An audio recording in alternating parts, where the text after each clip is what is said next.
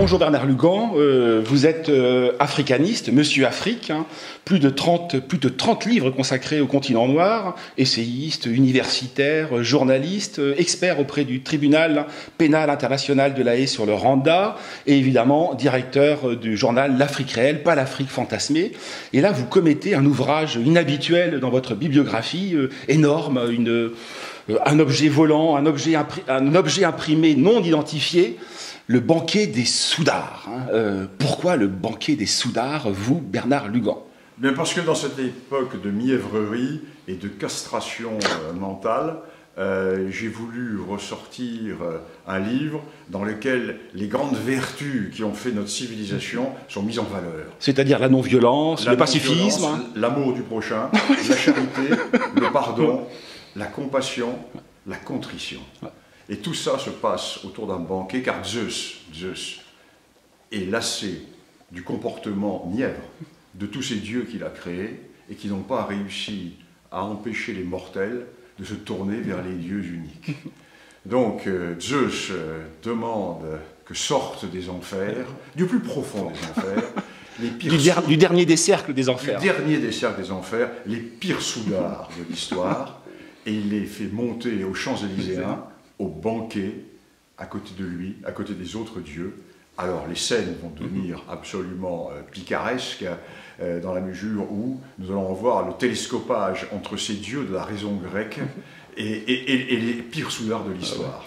Pires soudards, pillards, paillards, buveurs, trousseurs, égorgeurs, tous. Ouais. Et quelques noms, il y a Renaud de Châtillon, il y a à la fois il y a le Croisé, il y a le Parpaillot, il y a le Conquistador. Alors il y a le Croisé, Renaud de Châtillon, ce merveilleux humaniste qui va perdre la Terre Sainte, parce que ces folies vont faire perdre la Terre Sainte, mais quel personnage extraordinaire. Sa tentative de récupération de la pierre noire de la Mecque, pour la ramener dans son fief d'Outre-Jourdain pour faire payer un droit de passage aux pèlerins, c'est magnifique.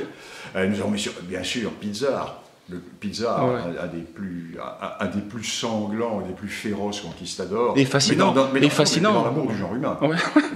Dans l'amour du genre humain.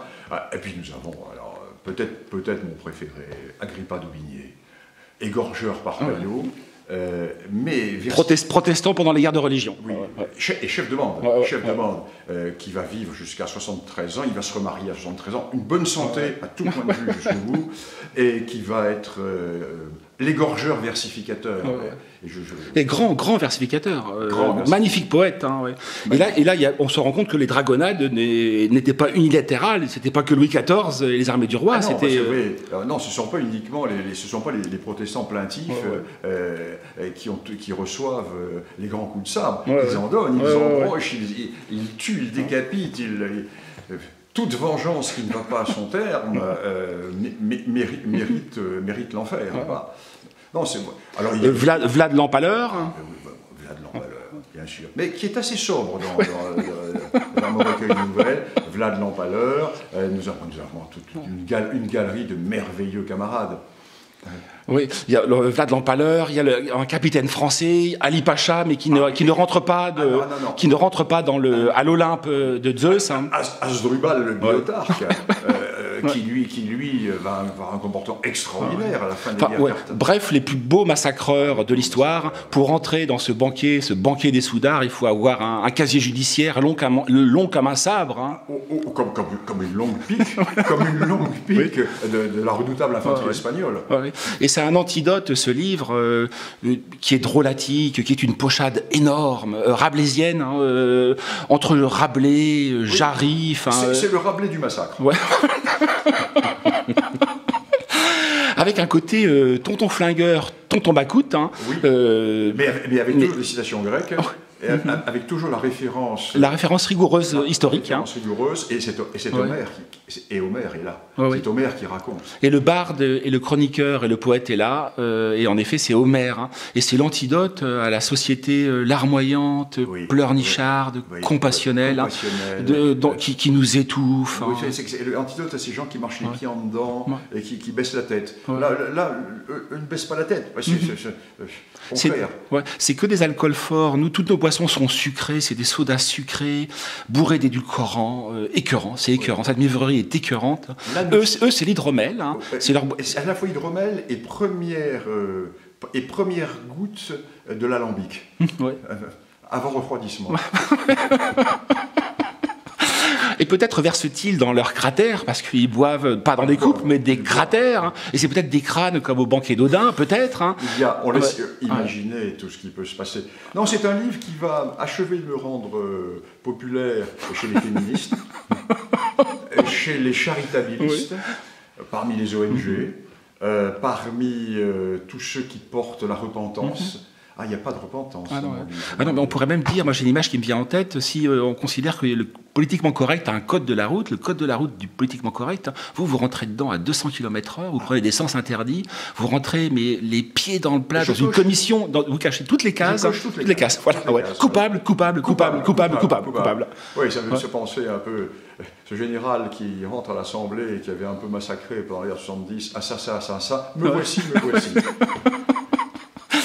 Est-ce que l'expert que vous êtes, par ailleurs, auprès du tribunal pénal international sur les crimes, donc il dépend de l'ONU, bien sûr, qui est une émanation de l'ONU, et qui en a vu passer, dans le cas du Rwanda, a vu passer du massacre à la machette, mais presque à un rythme industriel. Hein. Mais les massacres sont plus élégants.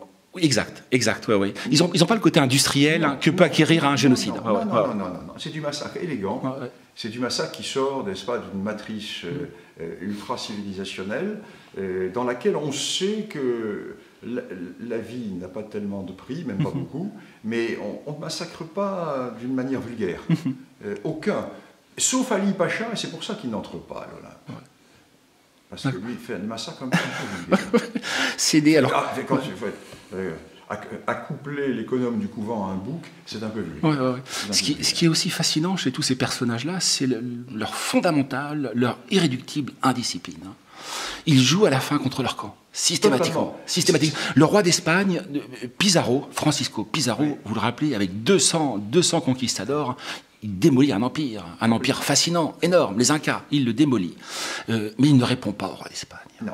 Il ne répond qu'à lui-même. Leur destin, ils jouent leur destin jusqu'au bout. C'est un peu les surhommes qu'aimait Nietzsche.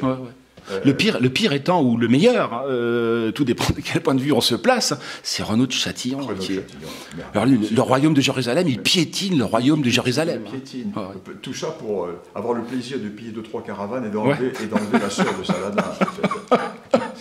Merveilleux. Est-ce que coule dans les veines de ces personnages, de ces massacreurs, de ces soudards, un sang d'une autre nature que le nôtre, un sang noir, le sang noir des chasseurs? Et on se dit que peu de générations nous séparent d'eux, et je pense que dans notre sang, chez certaines élites, il y a peut-être encore cette vertu du massacre, qui est une vertu qui va peut-être nous permettre de survivre.